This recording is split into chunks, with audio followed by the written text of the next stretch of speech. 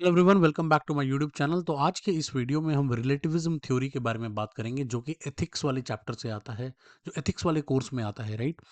इसका English lecture मैंने already ready कर दिया है, तो उसका लिंक आपको डिस्क्रिप्शन में मिल जाएगा। So if you want to listen to this lecture in English, you can find the link in the description. Okay.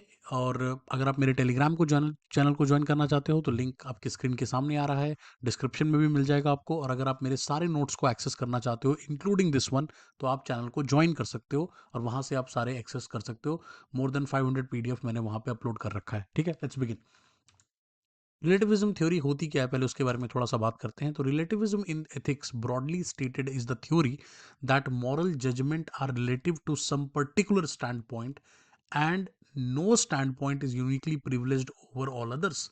अगर आप इस डेफिनेशन को पढ़ोगे, इतना कंफ्यूजिंग है, आपको कुछ भी समझ में नहीं आएगा कि भाई ये डेफिनेशन कहना क्या चाहता है। ठीक है, अब मैं आपको एक सिंपल, बिल्कुल सिंपल तरीके से समझाता हूँ कि भाई रिलेटिविज्म थ्योरी होता क्या है। रिलेटिविज्म थ्योरी ये कहती है कि भाई no single universally valid moral code. इसका मतलब ये है कि कुछ भी पूरी तरह से सही या पूरी तरह से गलत नहीं होता। ठीक है, राइट और रॉन्ग जो है वो हमेशा कंटेक्स्ट पे डिपेंड करता है। ठीक है, बस ये पॉइंट आपको याद रखना है, कंटेक्स्ट वर्ड बहुत इंपॉर्टेंट है।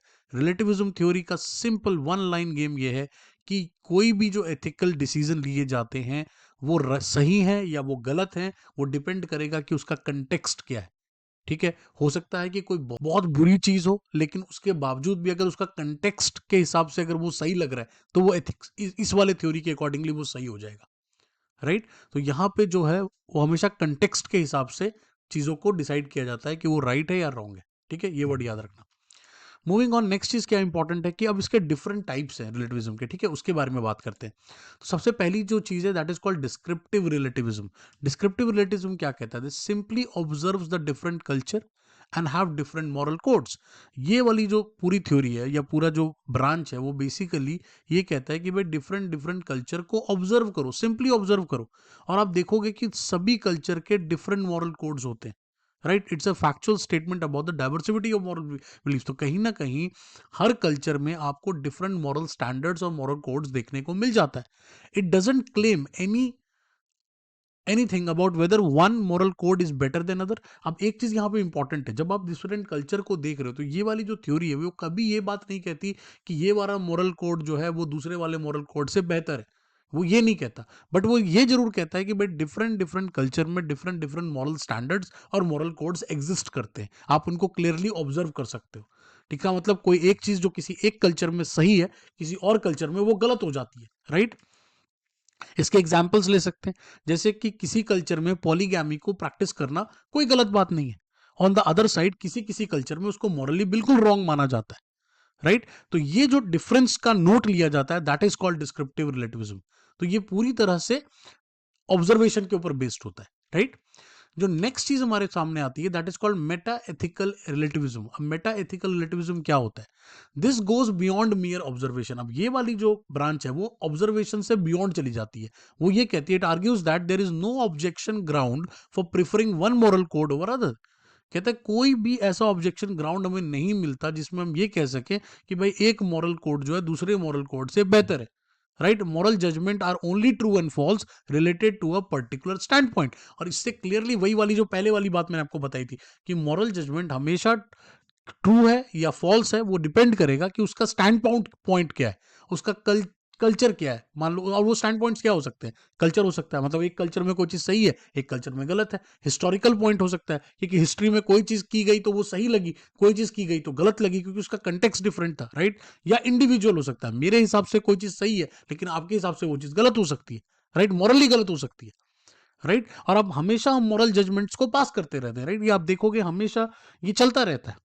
ठीक है, मॉरल पुलिसिंग आज के डेट में बहुत कॉमन चीज है। किसी ने कुछ काम किया, हमने तुरंत कहा नहीं यार तुमने तो गलत किया भाई, ठीक है ये गलत है, क्योंकि आपको वो गलत लग रहा है, सामने वाले को नहीं लग रहा इस थ्योरी के अकॉर्डिंगली। राइट, हो सकता है वो सच में गलत है या नहीं है, उसका जजमेंट नहीं लिया जा सकता, बट इस थ्योरी के अकॉर्डिंगली वो हमेशा कंटेक्स्ट पे, इंडिविजुअल पे, हिस्टोरिकल पीरियड पे डिपेंड करेगा कि भाई वो चीज सही है या गलत है। ओके। यहाँ पे कोई यूनिवर्सल मॉरल कोड नहीं है, ये लाइन जरूर याद रखना, क्योंकि यहां पर कोई भी यूनिवर्सल मॉरल ट्रूथ नहीं है। हर चीज वैरी करेगी कल्चर के अकॉर्डिंग, इंडिविजुअल के अकॉर्डिंगली। ठीक है, की आइडिया क्या है, moral claims are not objectively true और फॉल्स बट रादर ट्रू और false relative to a particular framework. जैसा मैंने आपको पहले भी बताया कि कोई भी चीज पूरी तरह से ट्रू या फॉल्स नहीं है, ये हमेशा रिलेटिव रहेगा किस चीज के, या तो किसी फ्रेमवर्क के, या तो किसी कल्चर के, या तो किसी इंडिविजुअल के, उसके अकॉर्डिंगली इसका डिसीजन लिया जाएगा। इसका कोई एग्जाम्पल लेते हैं, for example stealing is wrong, right, हम सबको पता है भाई चोरी करना गलत है, जो ऑब्जेक्टिवली कहीं ना कहीं हमें सबको लगता है ये सभी जगह सही है, बट ऐसा नहीं है, राइट। कुछ कल्चर में इसको नहीं मानते, उसको कहते हैं ठीक है जी कोई बात नहीं। प्लस कई कहते हैं ना, कई बार कहा जाता है कि चोरी अगर अच्छे काम के लिए किया जा रहा है, अच्छी नीयत के लिए किया जा रहा है, तो वो काम गलत नहीं है जी, दैट इज कंप्लीटली राइट। तो मतलब ये पूरी तरह से यूनिवर्सली ट्रू स्टेटमेंट नहीं बनता, राइट। वो डिपेंड करेगा कि कौन सा पर्सन उसको कैसे उसको ये देख रहा है। नॉर्मेटिव रिलेटिविज्म की बात करें, और ये वाला बहुत डिबेटेबल भी रहा है, तो उसके बारे में थोड़ा सा बात करते हैं। सबसे कॉन्ट्रोवर्शियल फॉर्म है। अब इसमें क्या होता है, इसमें ये होता है कि it claims that we ought to tolerate the moral practices of other countries even if they differ from our own.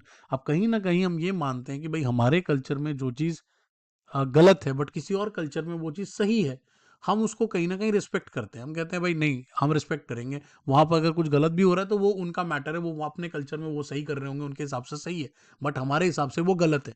ठीक है, it suggest that it's wrong to जज अदर कल्चर्स। और ये वाला क्लियरली कहता है कि दूसरों के मॉरल कोड को जज करना गलत है, गलत है। और इसीलिए ये कंट्रोवर्शियल हो जाता है। अभी मैं समझाता हूँ कैसे कंट्रोवर्शियल ऐसे हो जाता है। आप ये सोचो कि भाई किसी, मान लो किसी कंट्री में या किसी कल्चर में कोई बहुत हीनियस क्राइम हो रहा है, राइट। अब जब वो हीनियस क्राइम होता है या कुछ ऐसा गलत होता है, तो सभी लोग पूरे वर्ल्ड वाइड कहीं ना कहीं उसको कॉन्डेम करते हैं, राइट, कहते हैं ये गलत है, मॉरली रॉन्ग है। हो सकता है उस कल्चर में वो रॉन्ग नहीं हो, वहां के लोग उसको टॉलरेट कर रहे हैं, भाई उनको कोई प्रॉब्लम नहीं है, वी शुड बी। और इसी वजह से ये वाली जो थ्योरी है ना, ये बहुत कॉन्ट्रोवर्शियल हो जाती है, राइट। ये कहता है आप कंपेयर कर ही नहीं सकते, आप उनको क्रिटिसाइज कर ही नहीं सकते, आपको नहीं करना चाहिए क्रिटिसाइज, क्योंकि आप दूसरे कल्चर में रहते हो, आप अपने कल्चर में जो मर्जी करो, बट दूसरे कल्चर को आप कॉन्ट्रोसाइज नहीं कर सकते, आप उनके मॉरल कोड्स को आप उनको गलत नहीं कह सकते, राइट। आपको टॉलरेंट रहना है, ठीक है, बहुत इंपॉर्टेंट है, कहता है आपको टॉलरेंट रहना चाहिए, ठीक है।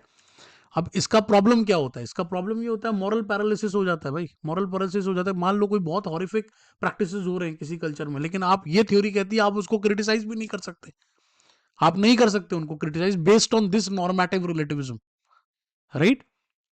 तो इट इज वेरी इंपॉर्टेंट कि ये वाली थ्योरी, ये वाला जो ब्रांच है रिलेटिविज्म थ्योरी का, ये हमेशा कॉन्ट्रोवर्शियल रहता है, राइट। तो इसी वजह से काफी जगहों पर इसको प्रैक्टिस नहीं किया जाता, काफी जगहों पे किया जाता है, राइट। अब इसके आर्ग्यूमेंट्स क्या है, रिलेटिविज्म को क्यों अच्छा या अच्छा क्यों माना जाता है। एक तो अच्छी बात यह है कि इसमें कल्चरल डाइवर्सिटी को बहुत फेवर मिलता है, क्योंकि ये कहता है भाई कल्चरली हम सब अलग अलग हैं, तो सबका अपना अपना मॉरल कोड है, हम एक दूसरे से कंपेयर नहीं करना चाहिए, सभी लोग अपने कल्चर के हिसाब से चीज़ों को सही कर रहे हैं। दूसरा, इसमें टॉलरेंस बहुत है, ये कहता है भाई टॉलरेंस इसमें होना चाहिए, आप दूसरों को क्रिटिसाइज नहीं करेंगे, आप दूसरों को भला बुरा नहीं बोलेंगे, आप उनको जज नहीं करेंगे, ये सब काम नहीं करेंगे आप। तीसरी चीज, अवॉइडेंस ऑफ इंपीरियलिज्म, इट डिस्कर। अब चूंकि होता क्या है, देखो, जब आप किसी को कहते हैं ना अपने कल्चर के हिसाब से किसी दूसरे को गाइड करते हो, तो सामने वाले को ये लगता है भाई कि आप उस पर अपना कल्चर इम्पोज कर रहे हो। तो ये वाली जो थ्योरी है, ये उसके अवॉइडेंस में जाती है, ये कहती है नहीं भाई आप ये काम नहीं करोगे, आप अपना कल्चर दूसरों पे नहीं थोपोगे, दैट इज नॉट राइट। इसके अगेंस्ट क्या क्या जाता है उसकी बात करते हैं। सबसे पहला तो ये मैंने आपको पहले भी बताया, मॉरल पैरालिसिस हो जाता है, क्योंकि आप कंडेम नहीं कर सकते, कितनी भी गलत काम हो रहा है, कुछ भी नहीं हो रहा, ऐसी थ्योरी, इस थ्योरी के अकॉर्डिंगली आप उनके अगेंस्ट नहीं जा सकते, आपको उनको रिस्पेक्ट करना है, चाहे वो जो मर्जी करें। दूसरी चीज, इनकंसिस्टेंसी बहुत है, जैसा कि मैंने बताया ये पूरा का पूरा थ्योरी रिलेटिविज्म पे चलता है, राइट। तो यहाँ पे कुछ भी एब्सोल्यूट नहीं है, तो कुछ भी एब्सोल्यूट नहीं है तो बहुत इनकंसिस्टेंट हो गई ना थ्योरी, कहीं पे कोई चीज सही है, कहीं पे कोई चीज गलत है, तो उसमें कंसिस्टेंसी है ही नहीं थ्योरी में। नेक्स्ट इंपॉर्टेंट चीज, मॉरल रिफॉर्म भी यहाँ पे कंप्लीटली मिसिंग हो जाता है, क्योंकि मॉरल प्रोग्रेस में आप कंट्रीब्यूट ही कैसे करोगे जब आप एक दूसरे के, कहते हैं ना कि आप गलत और सही का फैसला ही नहीं ले पा रहे, राइट। जैसे फॉर एग्जाम्पल, कुछ कल्चर में स्लेवरी को हमने ग्लोबली गलत माना, राइट, सब कल्चर में उसको हम कंडेम करते हैं, बट ये थ्योरी कहती है कि आप उसको कंडेम नहीं कर सकते, अगर कहीं प्रैक्टिस हो रहा है वहां के हिसाब से सही है, वहां के मॉरल कोड में आता है, तो वो वहां के लिए सही है, आप उसको जजमेंट नहीं ले सकते, तो कोई भी मॉरल रिफॉर्म आ ही नहीं पाएगा, right.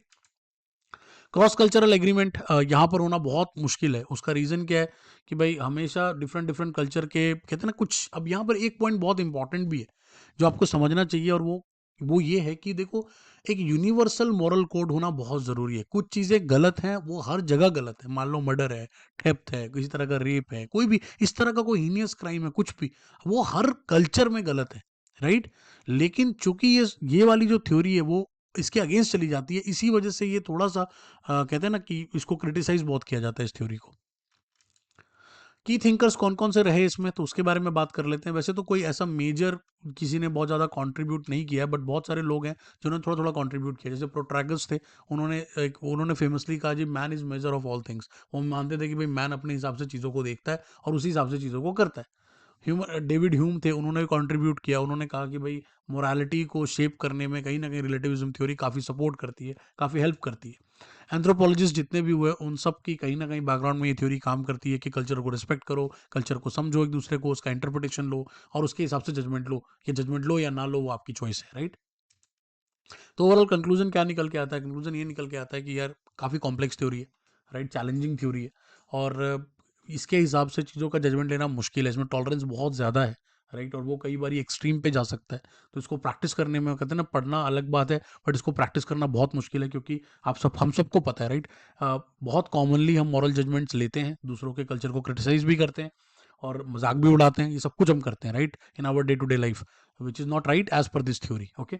So thank you so much for joining in. I hope कि आपको मज़ा आया हो इसको पढ़ करके और अगली वीडियो में फिर मुलाकात होगी।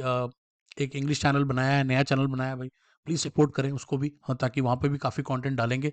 उसका लिंक डाल दूँगा डिस्क्रिप्शन में। थैंक यू सो मच, मिलते हैं अगली वीडियो में।